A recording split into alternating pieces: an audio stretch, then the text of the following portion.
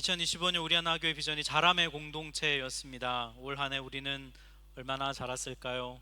다 큰 성인인데 계속 자라야 한다, 이 권면이 여러분에게 어떻게 받아들여지셨는지 모르겠습니다.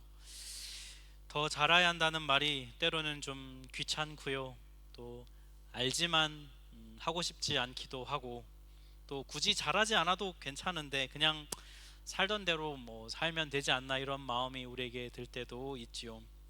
하지만 성경은 우리에게 자람을 멈추어서는 안 된다라고 우리에게 말씀해 줍니다.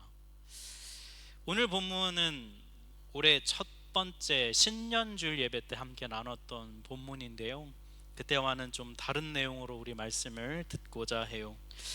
오늘 본문에 속한 4장 1절에서 바울이 이렇게 권면하고 있습니다. 우리 4장 1절 말씀을 같이 한번 합독하겠습니다. 그러므로 주 안에서 갇힌 내가 너희를 권하노니 너희가 부르심 받은 일에 합당하게 행하여. 여기 부르심 받은 일이라고 되어 있는데 이게 무엇을 말할까요? 이거는 바로 앞에 나온 에베소서 1장부터 3장까지의 내용을 말해요.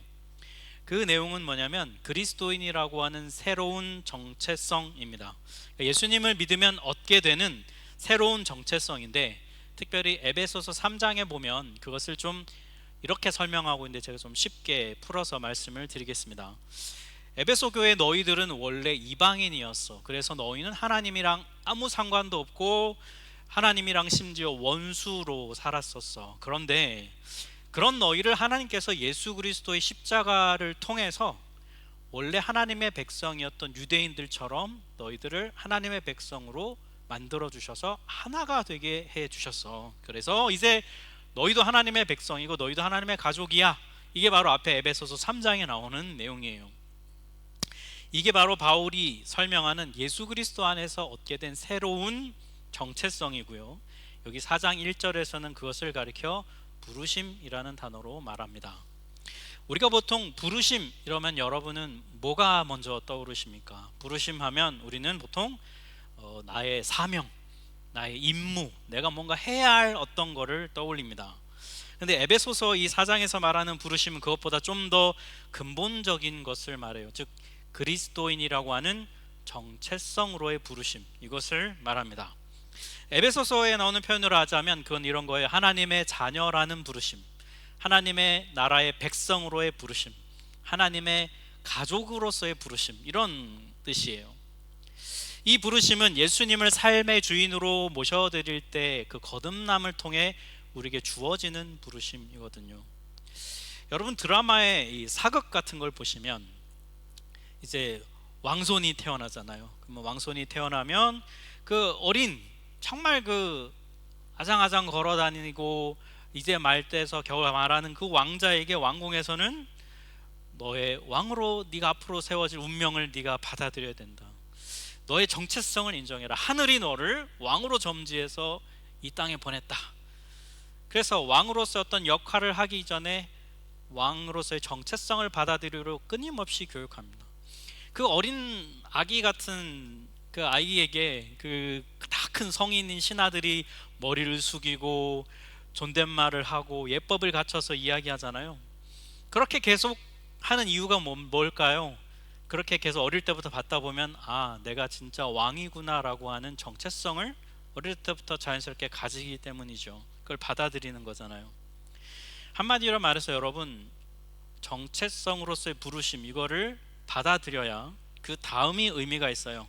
내가 누구인지를 정확하게 알고 인정할 때 거기에 맞는 역할을 배우는 것이 의미가 있다는 것이죠. 그리스도인들도 마찬가지입니다. 교회를 오래 다닌 모태신앙이든지 아니면 교회를 전혀 다녀보지 않았던 사람이든지 간에요, 자신이 스스로 예수가 나의 구원자이고 내 삶의 주인이라고 인정하고 받아들이지 않으면, 고백하지 않으면 그리스도인이라고 하는 그 정체성으로의 부르심에 아직 반응하지 않은 것이죠. 그러다가 어느 순간에 예수가 정말 내 삶의 주인이시구나, 구원자구나 라는 것을 받아들이게 되면 그때부터 이제 바로 본격적인 이 부르심이 시작되는 거예요. 근데 이 부르심이 시작될 때 문제가 하나 있습니다. 뭐냐면 예수님이 내 삶의 주인이시라고 인정하기 그 이전의 내 모습, 이전의 나, 이것이 바로 문제예요. 타고난 나의 성격이 있지 않습니까? 또 내가 살아오면서 부모님과 세상으로부터 영향을 받은 나의 가치관, 그다음에 내 사고방식, 이런 것들이 있죠. 또 어릴 적부터 형성되어 온 나의 말투와 내 습관, 이런 것들이 여전히 있잖아요.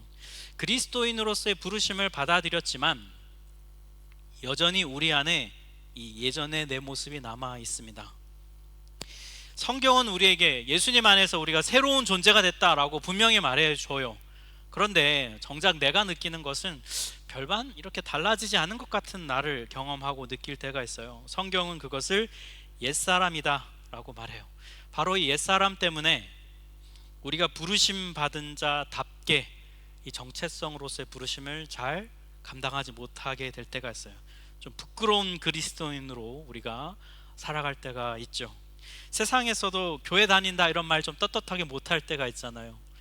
우리를 보고 누군가 집사였어? 막 이런 반응이 있으면 우리도 좀 당황스럽고 상대도 당황스럽고, 교회에 와서도 여러분 우리가 그리스도인으로 살지만 늘 매번 부끄러운 어떤 그런 모습이 우리 안에 있지요.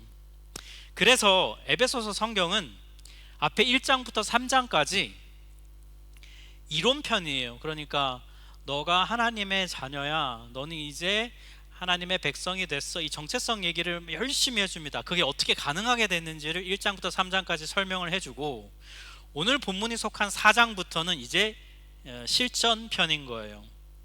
어떻게 해야 네가 옛사람으로부터 벗어나서 새사람답게 살 수 있을까?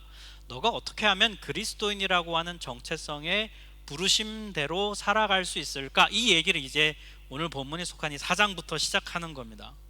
그러면 여러분 한번 생각해 보세요. 여러분이 이 성경을 성령의 감동대로 쓰고 있는 바울이라고 한번 상상해 보세요. 그리스도인으로서 이제 실전편을 쓰는 거예요. 그리스도인이라면 이렇게 살아야 한다라고 하는 실전편의 내용을 시작할 텐데, 여러분은 어떤 내용으로 시작하겠습니까? 여러분은 어떤 말로 이 내용을 쓰시겠어요? 예를 들어 제가 한번 보면, 여러분이 예를 들어 이제 청소년을 자녀로 둔 부모라고 한번 생각해 보세요. 정말 이 자녀에게 해주고 싶은 말이 있어서 편지를 씁니다. 그러면서 정체성을 먼저 얘기해 줘요. 얘야, 너는 학생이야. 너는 아이돌 걸그룹이 아니고 너는 학생이야. 너는 하루 종일 컴퓨터 앞에 앉아 있는, 너는 프로그래머도 아니고 너는 프로게이머도 아니고 너는 학생이야. 너는 하루 종일 스마트폰만 쳐다보고 있는 스마트폰 개발자도 아니고 너는 학생이야. 이 정체성을 열심히 설명해 줍니다.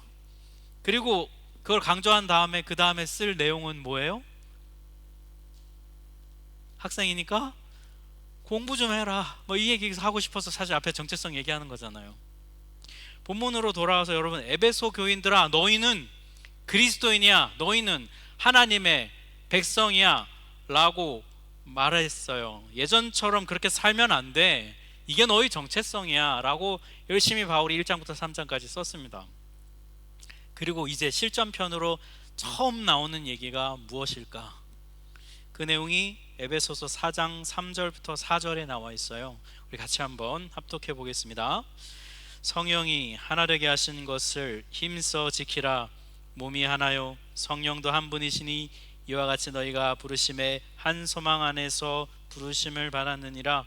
너희의 부르심을 너희가 살아내야 하는데, 이 4장 3절부터 4절에 가장 많이 반복되는 단어가 뭐냐면 하나됨이라는 단어입니다. 여기서 하나됨이라는 이런 의미예요. 여러분, 우리가 예수님을 믿잖아요. 그러면 예수님 때문에 우리가 하나님과 연합할 수 있게 됩니다. 하나님과 화해를 해서 하나님과 연합하게 돼요. 그러면 하나님과 화해해서 연합하게 된 나뿐만이 아니라 또 다른 그런 사람들이 있을 거 아니에요. 그런 사람들과 이렇게 연합해서, 그 사람들과도 연합해서 하나가 되는 거. 예를 들면 여러분, 마치 그 자석이 있는데, 자석이 가운데 있으면 주변에 자성이 있는 물체들은 다 자석에 다 들러붙게 되겠죠. 예수 그리스도라고 하는 자석이 가운데 있어요. 나는 원래 나무였어요. 나는 자성이 없어서 붙질 않았어요. 그런데 내가 예수를 주로 고백하면서 내가 철사로 변신하는 거예요. 그래서 자석에 탁 들러붙게 되는 거죠. 자석에 들러붙고 대 보니까 주변에 나만 들러붙은 게 아니라 또 다른 뭐 클립도 붙고 못도 붙고 막 이런 것들이 다 붙어있는, 자석에 붙어있는 상태가 된 거죠. 그래서 겉에서 보면 마치 자석에 붙어있는 것들이 다 하나가 되어 있는 것처럼 보이는 겁니다. 이게 바로 이 본문이 얘기하는 내용이에요. 그리스도인이라고 하는 정체성답게 살아가야 할 첫 번째, 가장 우선되는 모습은 바로 하나됨이라는 거예요. 학생이면 공부해야지 라고 하는 것처럼 그리스도인이라면 하나가 되어야지, 부르심의 한 소망이 있지 라고 바울이 얘기하고 있다는 거예요. 여러분 참 놀랍지 않습니까? 저는 참 새삼 이 본문을 준비하면서 놀랐어요. 만약에 저 같았으면 4장을 이렇게 시작했을 것 같아요. 그리스도인이라면 성경을 좀 읽어야지, 1년에 1독은 해야 되지 않을까? 바이블 클래스 좀 들어, 이렇게. 그리스도인이라면 기도를 해야지, 수요 찬양 기도에 좀 나와, 이렇게 썼을 것 같고요.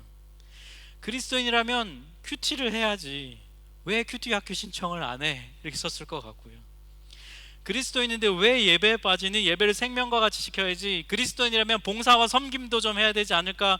1인 1섬김 꼭 해야지, 왜 안 신청 안 해? 이렇게 아마 저라면 그렇게 썼을 것 같아요.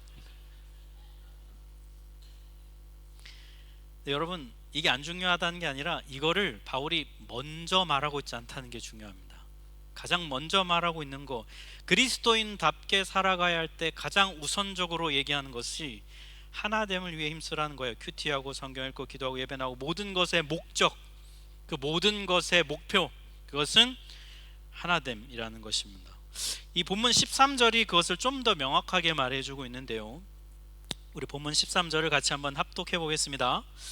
우리 모두가 하나님의 아들을 믿는 일과 아는 일에 하나가 되고 온전한 사람이 되어서 그리스도의 충만하심의 경지에까지 다다르게 됩니다.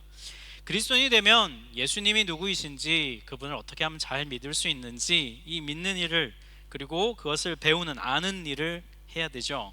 양육이 필요하다는 거예요. 그런데 그 목적이 뭐냐면, 그 배움의 목적은 지식이 많아져서 성경 지식을 뽐내고 내가 각종 양육을 다 수료해서 이제는 더 배울 게 없다, 이런 게 아니라, 이 배움의 목적은 그 지식을 아는 다른 사람들과 합히 연합해서 하나가 이루게 된다는 거예요. 반대로 설명해 보면 이런 거예요. 여러분, 우리 신앙이 예수님을 더 알아가는 배움을 얻고 예수님에 대한 사랑과 신뢰가 깊어지지 않으면, 더 배우지 않으면 우리는 하나됨을 유지하기가 어렵다는 거예요.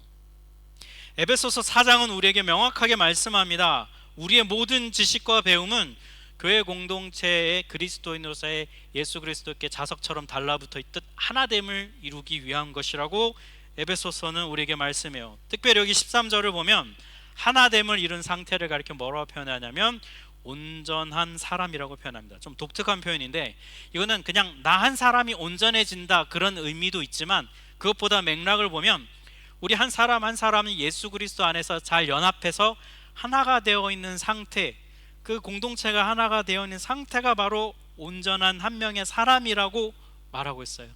온전하다는 말의 뜻은 성숙하다는 뜻입니다. 그러니까 나 한 사람이 그냥 성숙해지는 그게 끝이 아니고요, 우리 모두가 예수님을 알아감을 통해서 함께 하나와 연합을 이루고 있는 상태, 그 성숙한 상태, 그게 바로 여기서 말하는 내용이에요.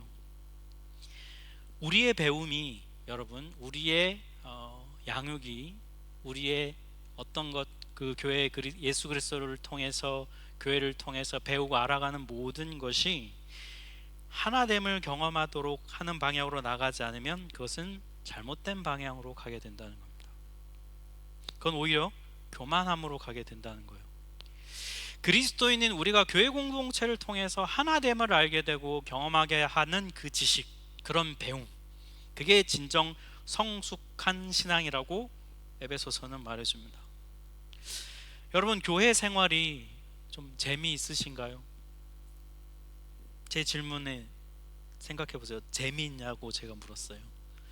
교회를 재미로만 다닙니까? 왜 이렇게 말씀하실 수도 있겠죠. 물론 여러분, 교회 생활이 항상 즐겁고 재밌을 수만은 없어요. 그런데 그럼에도 불구하고 교회 생활에는 재미가 필요합니다. 아마 여러분들은 이미 제가 굳이 말씀 안 드려도 이미 이걸 하고 계실 거예요. 재미를 찾으려고 노력하고 계실 겁니다. 아마 관계를 통해서, 새로운 새 가족들을 통해서, 또 새롭게 사람들을 알아가는 재미를 통해서, 네, 그런 재미가 있죠. 새로운 모임을 만들고, 뭐 친교 모임을 만들고, 또 뭐 교회를 통해 운동 모임을 만들고, 운동 모임 하나 하다 보면 또 종목을 바꿔서 새로운 또 장비를 사는 재미도 있고, 뭐 그런 것들도 있잖아요. 소속돼서 새로운 부서에 가서 새로운 사람들과 함께 사역하는 재미들이 있을 겁니다. 이런 것들도 필요한데요. 근데 이런 것들은 어느 정도 일정 시간이 지나면요, 그런 재미가 사라지게 될 거예요. 왜냐하면 사람을 통해 오는 재미, 그런 우리 인간적인 방식으로 만들어낸 재미는 한계가 있거든요. 그런 것들은 여러분 계속해서 우리에게 새로움을 만들어낼 수가 없어요. 새로 만나는 사람, 새로 하는 경험들이 우리에게 재미를 주지만, 여러분 사람이 새로워봐야 얼마나 새롭고, 경험이 새로워봐야 얼마나 새롭겠습니까? 다 거기서 거기잖아요.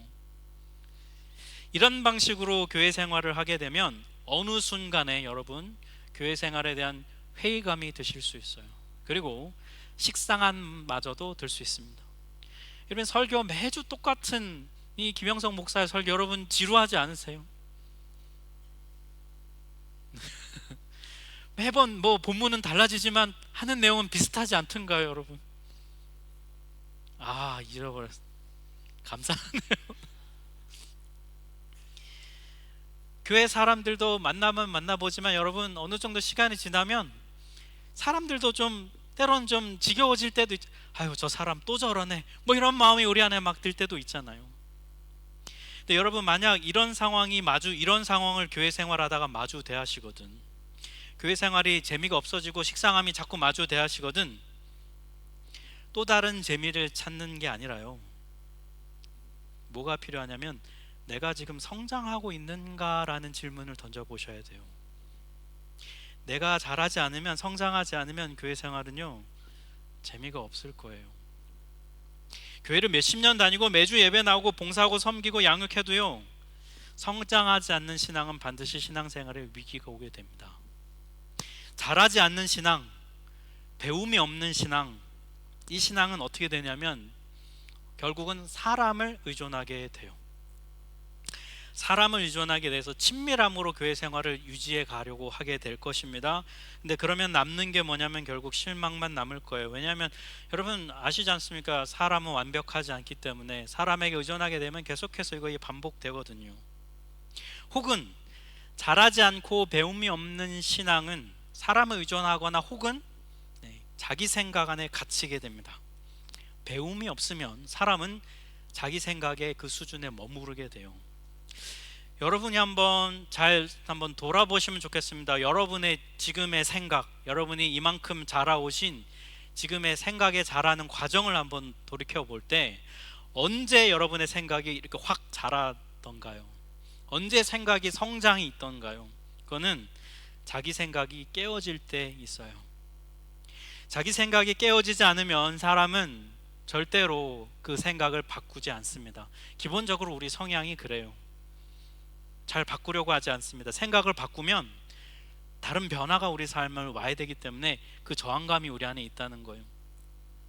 결국 잘하지 않고 배움이 없는 신앙은요, 사람에게 의존하거나 혹은 자기 생각에 갇히거나 둘 중에 하나가 됩니다. 그러면 신앙생활에 재미없고 교회 생활에 흥미를 못 느껴요. 그렇게 생활할 때 나타나는 모습이 바로 오늘 본문 14절에 나와 있습니다. 이렇게 말씀해요.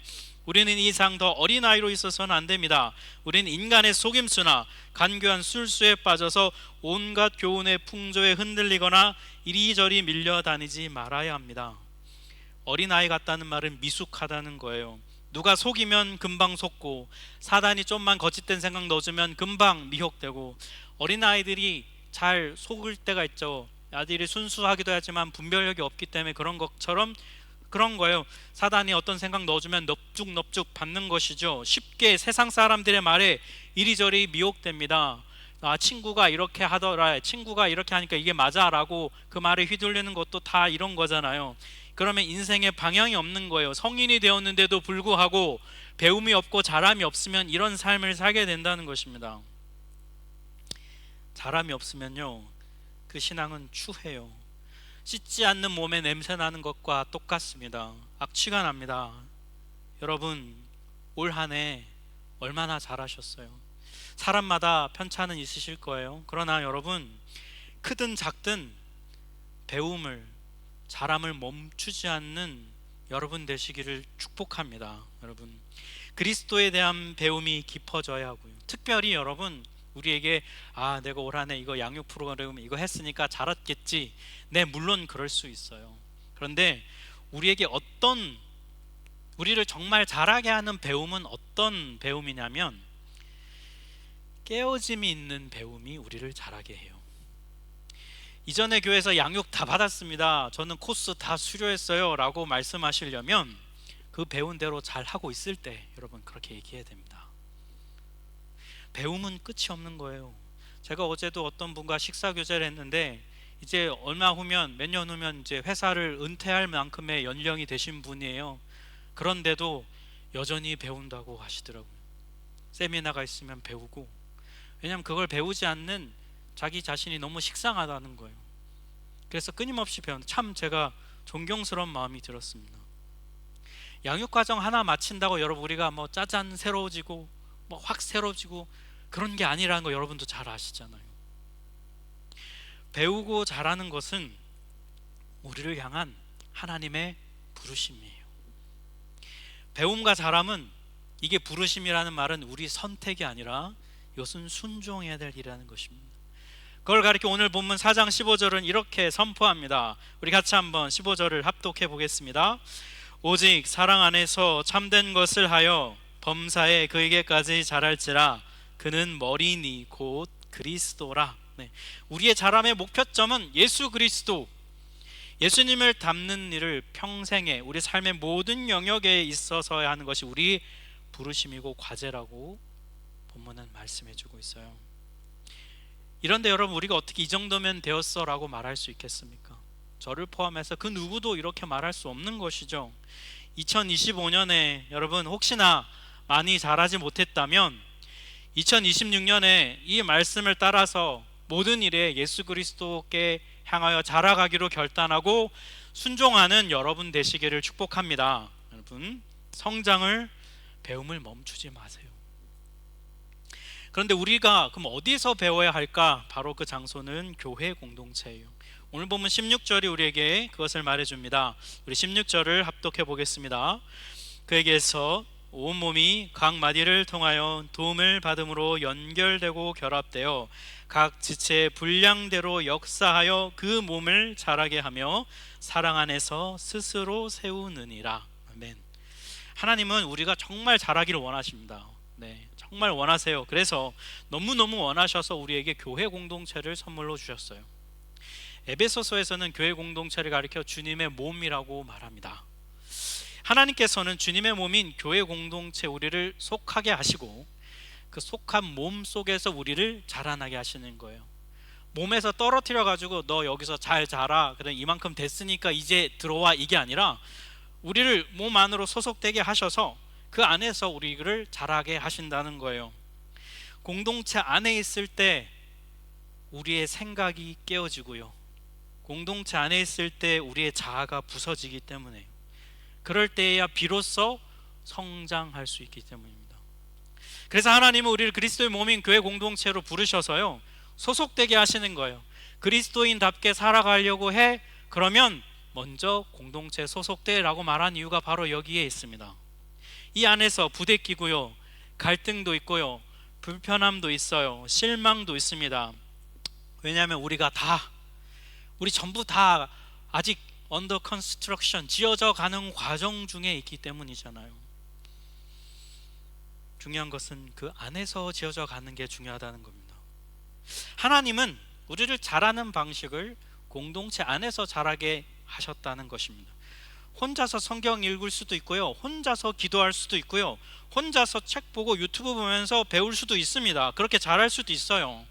근데 하나님은 반드시 교회 공동체에 속해서 자라게 하시기로, 하나님은 그리스도인의 성장 방법을 정하셨어요.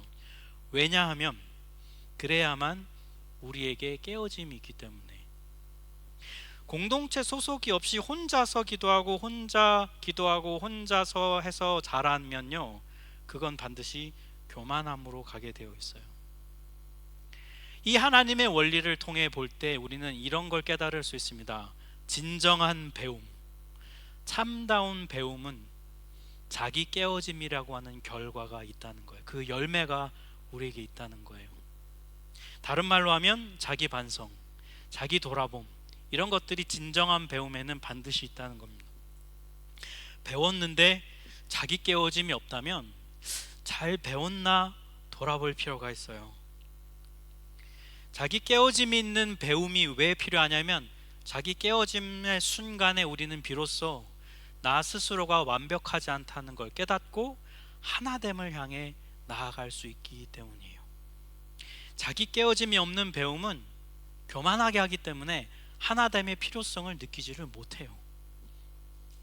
우리 하나교회 공동체가 정말 하나님이 이 자기 깨어짐을 경험하게 하는 곳일까? 네, 저는 그렇게 믿어요. 우리 하나교회 공동체가 완벽해서 그런 것이 아닙니다. 여전히 미숙함이 있어요.